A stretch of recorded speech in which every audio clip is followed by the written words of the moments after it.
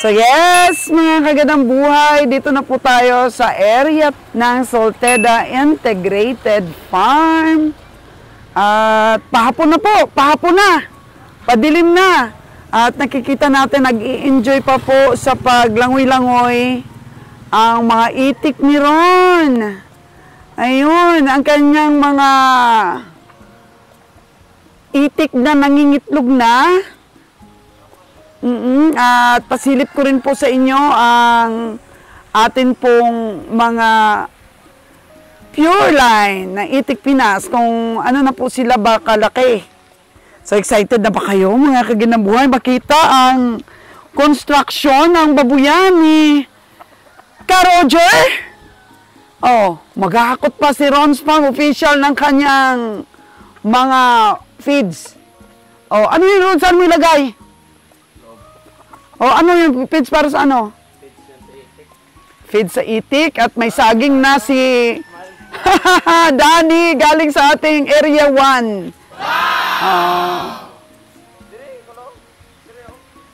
Abe. So, halika kayo at hinihintay na tayo ni Kabeng Roger, oh. Yun na siya, oh.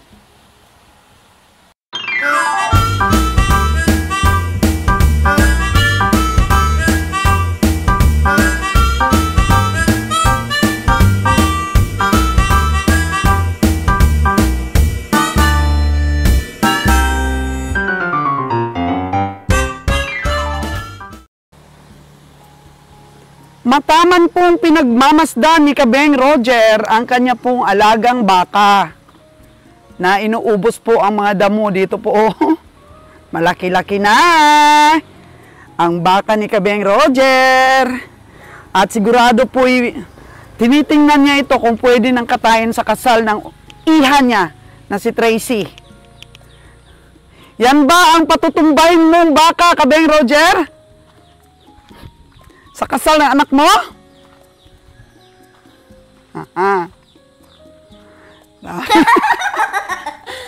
Ipakita mo naman sa mga viewers mo yung ano mo, yung pinapagawa mo ngayon, pinagkakaabalahan mong babuyan.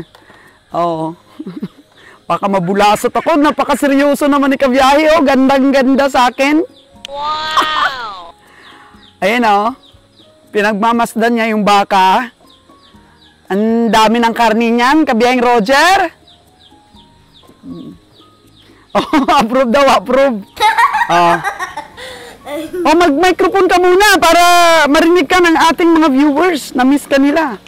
Ipagmalaki mo at ma-inspire sila sa pinapagawa mong babuyan.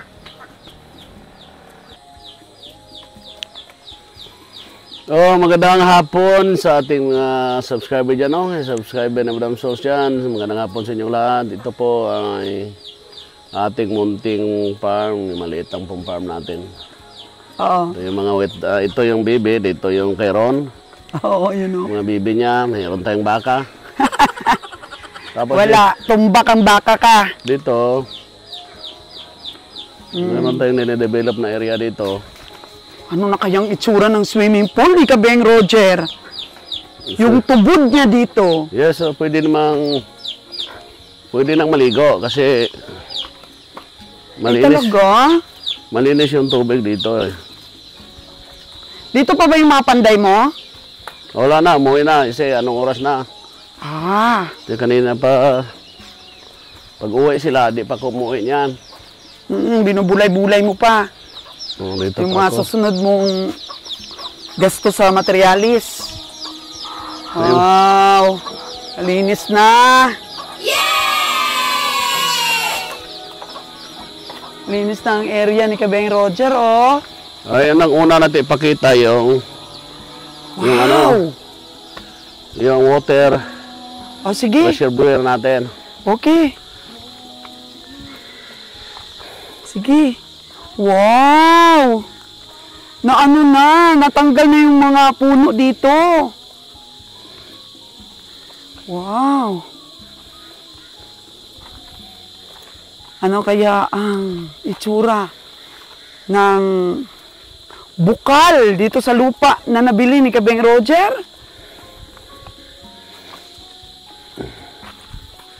Ito po yung ating water reservoir.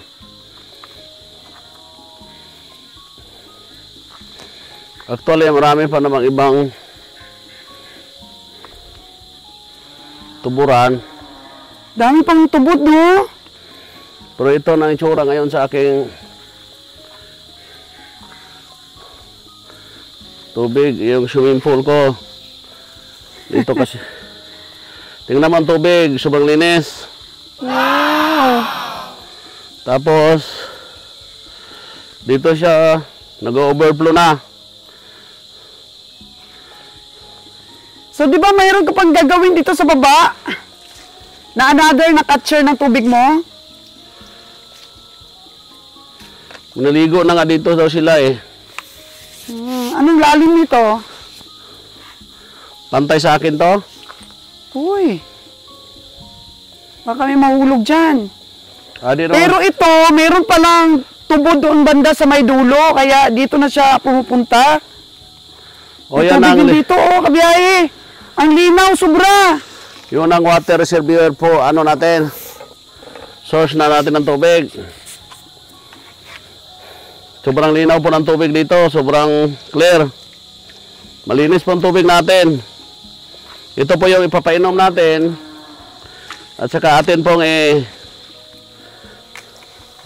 i-ano sa ating mga baboy. Papaligo, painom. Pati tao dyan kami umiinom eh. Dito kami umiinom. Sa pinakapuno ng tuburan. Dito kami umiinom. Ang lalim. 5 feet? Oo. Sabi. Ayan ang tubig niya. Meron pa kasing nahukay dito mga kagandang buhay. After nila na nalagyan ng ng box na to, meron pa palang isa dito na tumutubod-tubod. Ayun o. Meron pa. Kaya yung tubig, ayan. Sobrang linaw. Dito sila kumukuha ng inom.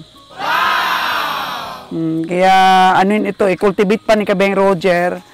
Maliban sa mga tubo dito banda, may nakita pang isa dyan Yan mayroong kawayan na nakatusok. Dyan galing ang tubig at saka malakas din. Malakas din siya. Kaya mayaman talaga itong lugar na to sa tubig. Dahil meron pang nakita doon, Kabeng Roger, sa baba. Na may tubo rin. Mayroon namang ibang tubo doon. Oo. Ang lakas! Ang lakas ng tubo doon. Nakita ko yung kanal. Yung kanal. Kabeng Roger, ayun umatalas ang tubig Mayroon itong tubig. Dito galing. Parang diyan galing sa isang puno ng Puno ng kawayan. Actually noon siguro, isa itong lugar dito. Mayroong nakatira kasi dito. May lahat siguro ng tuburan. Nilalagyan nila ng kawayan. Ano yan? Bulo. Hindi naman kawayan yan. Manipis na na bulo ang tawag nila. Yan ang palatandaan nila. Dati. Oo. Tapos dito. Diyan tumatagas. Mayroon ding tubo dito na isang marami kasi may tubod pero hindi naman ganong malakas pero makakaipon ka ng tubig. Makakaipon ka. Malakas. Galing doon. Ay, galing doon. Ayun Ayun galing na talaga doon. Yan po mga kagandang buhay nakita nyo. Ayun ang lakas din ng tubod. Yan, kita nyo po. Yan So bumutas po dito sa natin. Tapos ito na yung padir. Kaya siguro sabi ni Kabiyay doon galing. Ito yung ating munting babuyan. Kaso lang inuna natin, siyempre first ginawa natin ang septic tank. Ito ba yun? Ako, grabe naman ang septic tank. Kasi dapat ang septic tank talagang malapad. Ang haba. Mahaba, malapad, mahaba. Okay lang rin yan. Tapos kailangan, hindi lang basta-basta. Kailangan mayroong mga beam. Kaya nilagyan kong beam. Malakas ang susubutin na ito. Hanapin mo Kabiyay kung saan yan. Diyan galing. May malaking butas dyan. Saan? Dito. Oh. Baka dun sa taas yan. Doon, yung galing dyan. Malakas din, oh. Ito na yung update sa ating babuyan. Mayroon na tayong septic tank. Kanina nagbuhos tayo ng beam. Tapos dito pinalagyan ko ng beam para matibay. Tapos cross beam, dalawa. Tapos ito yung mga poste natin. Ito rong first may kasi itong design ito. May center aisle sa gitna nga 180 cm. Tapos may other building na naman doon sa kabila. Para magkukunik ito pag matapos na. Pero ang inuna ko, para sigurado, gumawa na ako ng septic tank. Kasi ito kasing una pag magbabuyan tayo, dapat yung septic tank natin, eksakto. Yung capacity niya, ilang years. Tapos may pritada yan, may flooring. Para pagdating na medyo mapuno siya, buksan natin ang manhole, i-pull out natin mga solid waste ng baboy. Ano yung mangyari dyan? Wala, hanapin mo talaga ito, Jerry, yung tubod sayang. Ay, hindi, makikita naman yan dahil mayroon naman yung box, another box dyan. Dito. Yan lang yung update natin ngayon sa ating baboyan. Tapos dito kasi, dahil yung unang pasok ko dyan, akala ko malambot. Pero ngayon, tumigas na? Oo. Lagyan ko yan ng naglalagay ko ng pole dito para sa pantat ko at saka sa tilapia. Oo, saka sa hito mo, saka tilapia. Oo, maganda rin kabiyang, Roger, yung flowing water. Oo, maglalagay ko dyan. Pero lahat na existing water ko dito sa baboyan, yan mapunta. Pero nasasayangan ako dito kung saan to galing tong na to, bukal pa rin, no? Diyan yan galing sa taas, dyan. So, anong balak mo? Magpahukay ka doon sa taas? Hindi, talagang maiipon yan dahil magagawa tayong another reservoir dito. Oh. Kasi ang ipapagawa natin, mayroong malaki-laki dito. Tapos dito mayroon pa rin yan. Dalawa para sa sa pantat. Dito yung ko sa tilapia. Tapos sa pantat dyan. Nakaplano yan. Kaso lang sana matupad yan dahil unti-unti. Pero hanapin mo talaga, ipahukay mo talaga yung tubig nandiyan naman, kita mo naman ang tubo Bakit po pa hanapin? Nandiyan na. O, anong gagawin mo dyan? Gawa ka na lang ng tubo? Hindi, talagang dito yung ampul ko tamaan pa rin siya yan. Dito kasi, dito rin kasi didikit ang isang pole. Oh. Kaya papasok pa rin yan sa second pole na gagawin ko. Oo, pero mukhang nasa siya. Nasa haligi. Wala doon yung galing. Layo yung galingan yan. Oo. Grabe. At ang good news, kabeng Roger, mukhang ibibinta sa atin itong wala na. Wala tayong pera ngayon. Dito ba yung katabi? Wala tayong pera. Kaya nasa 5,000 square meter daw itong katabi. Kaso lang wala pa kaming pera ni kabiyahe. Nandahanay na lang yan. 5,000 square meter talaga yan, mga kaganang buhay. Kagaya pong laki nito, Kagaya pong laki nitong area na to. Tama na yung sa akin. Kontento na ako dito. I-develop ko muna sa akin. Oo. Ayan ay grabe, mga kaganang buhay. Ang tubig ba? Kasi nagpursige ako magbaboy dahil may source of water ako. Malinis yan. Iniinom ka namin Ang lamig. Grabe, ang lamig. Alam nyo kasi dito sa lugar namin, meron kaming tinatawag na mga cold spring dito. Ang daming cold spring dito po sa amin. Hurom-hurom cold spring. Tsaka basang cold spring. Sobrang lamig. Pwede kang makapagpalamig ng soft drinks sa mga cold spring po dito sa Nabas, Aklan. So dinadayo pa po yan, yung mga resort dito na cold spring. So yan. So ngayon, nakikita pa lang po ninyo, skeleton pa lang po ito. Mga ilan ba yung target mo na kakasya dito sa dalawang building mo na babuyan? Actually, isang building na ito Isang building lang pero may may daan sa gitna. Parang ito May ano to kasi isang building lang siya. Kasi bawat side lang ang baboy. Bawat side lang ang baboy. May ventilation. May mga kanal.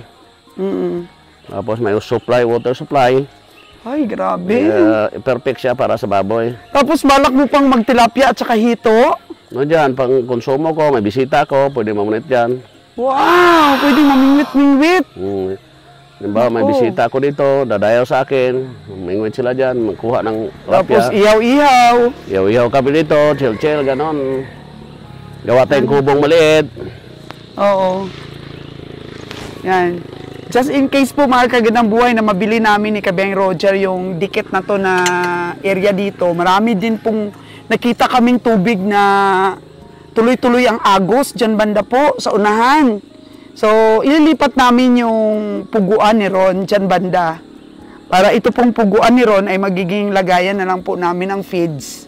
Kasi nga, medyo maamoy talaga ang pugo. Pero medyo nag-minimize po ang amoy nung sedsi na po na feeds ang ginagamit namin sa pugo namin. At saka yung agriculturist po natin, talagang kontento. Satisfied siya sa sedsi feeds. Tapos ano pa, mura pa. So, yan po ang update ni Kabeng Roger sa kanyang babuyan. At may mga nalagari siya doon na mga kahoy, mga kagandang buhay. Yan po, yung mga kahoy po dito na natamaan ng project ay pinalagarit na lang natin para gamit nating mga purmas.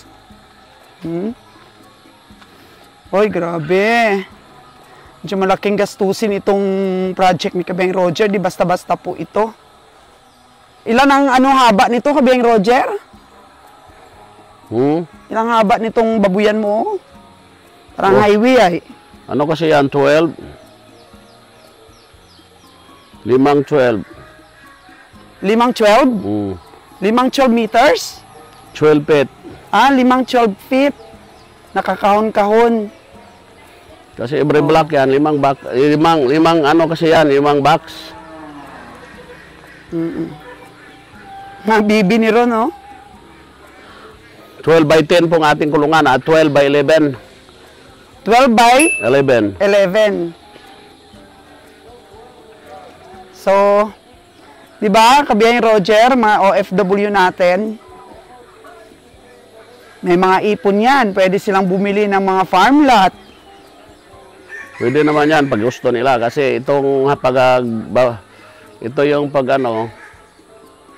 pagbababoy din minsan, mayroong mga rest din eh.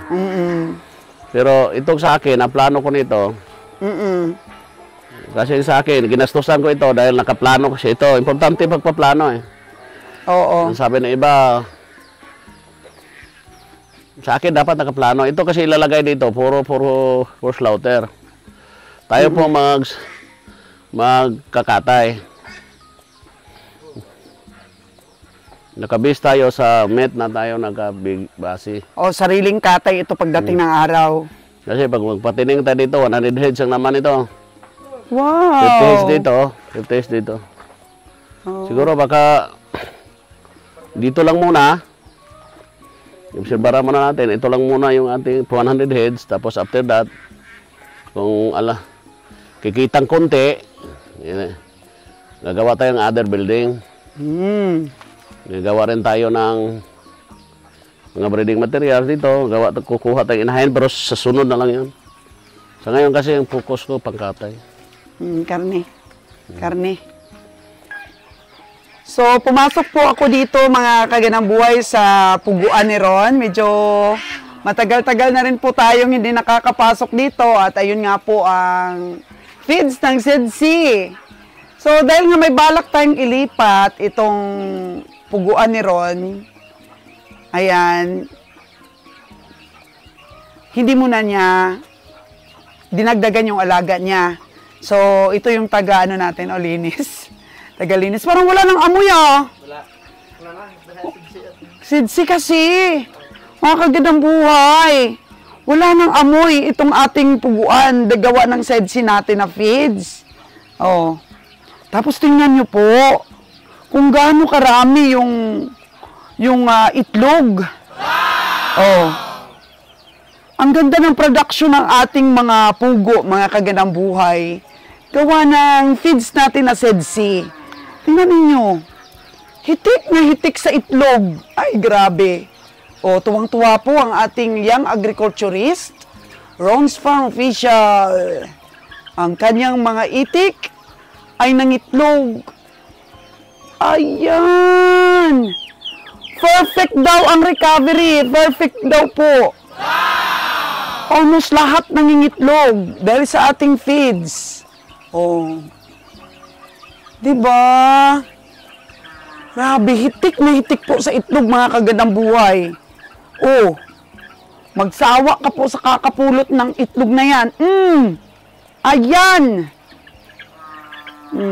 Kunti na lang po itong natirang pugo ni Ron. Dahil hindi nga siya nagparami, mga kagandang buhay. Gawa ng may balak nga po na ilipat itong building niya. But for the meantime, pwede naman pong, sabi ko sa kanya, dagdagan mo muna.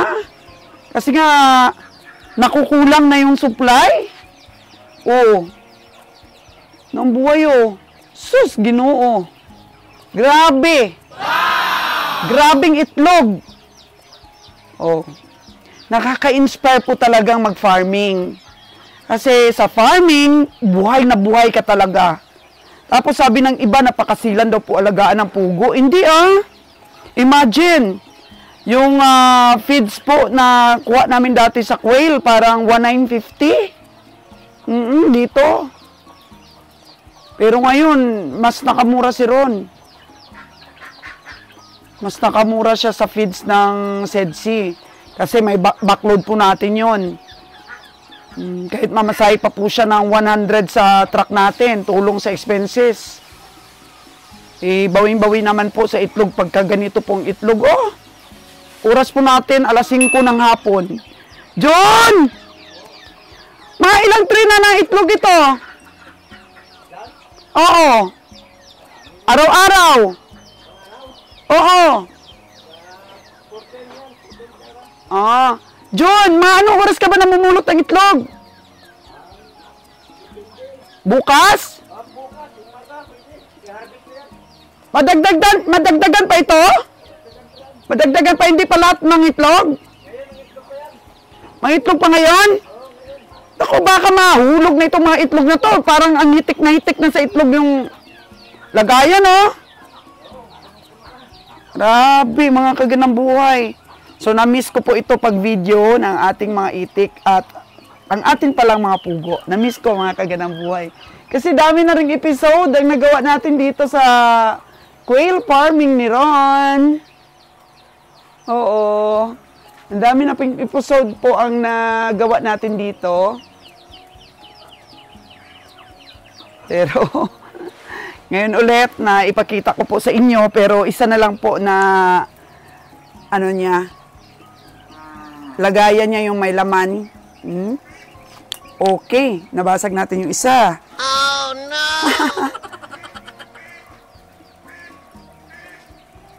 Maganda ba yung John? Maganda ba yung shell ng SEDC?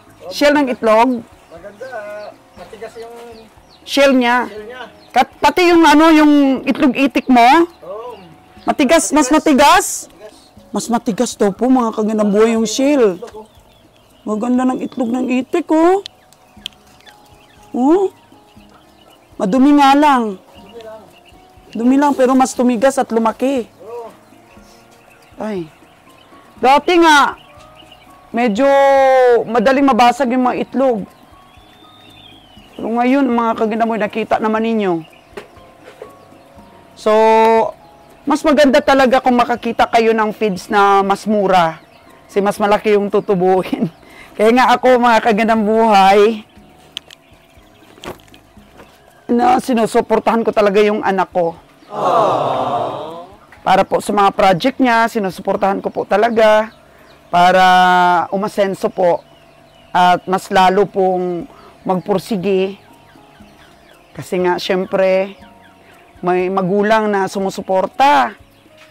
hanggang makaya na nila na bumili ng sarili nilang feeds.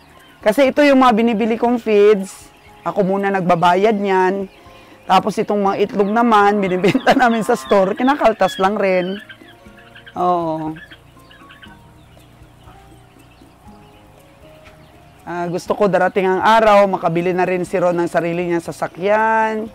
Mapalaki yung kanyang bahay. Di ba? At mapa-asenso at madagdagan po yung kanyang mga alaga. Sayang po ito, oh. Hindi nilagyan ni Ron. So, dati, pag pumupunta ako dito sa loob ng kanya pong kulungan, halos di po ako nakakatagal. Kasi nga, maamoy talaga. Pero mula nung SEDSI na yung ginagamit na feeds, ito naman po sa ducks naman po ito na laying niya. Oh. SEDSI din po yan. Oh, mas kumapal daw po ang shell ng kanyang itlog. Yun. So, SEDSI na tayo. And then, umorder po ako ng 20 bags na para sa baboy yung grower. Pero mas kasi yung in-order ko. Sa sunod daw, sabi ni Kabeng Roger, pellets. Pellets daw po ang isusunod nating orderin. So, punta na tayo dun sa bahay ni Ron.